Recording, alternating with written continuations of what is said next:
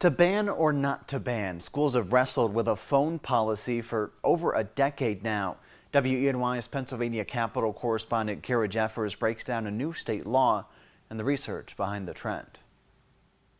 If kids have their phones out and they're not learning, I feel like that's on them. This is the first time they've actually seen high school students socializing and talking instead of looking down. All of the money that we're spending on mental health services in schools, my concern is if we don't address this, get to some of these root issues, we're not really going to move the needle.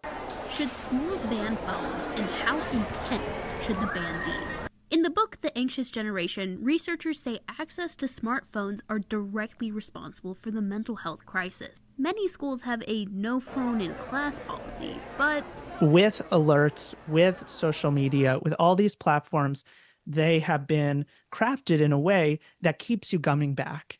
And so if you have a device in your pocket, you're going to be distracted. Some schools require phones to be off all day, turning them into the office if caught. To go all in, some require students to lock the phone up or put the phone in a locked bag they carry through the day.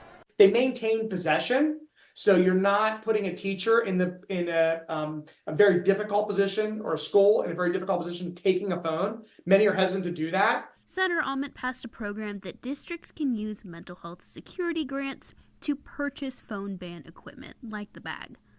One reason schools don't go all in, parents are living in a world where school shootings happen. Roush says the world is dangerous, but access to a phone in a crisis doesn't guarantee kids will be safe. Those little experiences on their devices, on their phones, their interactions with their peers, the bullying, the cyberbullying, all of that is happening all of the time.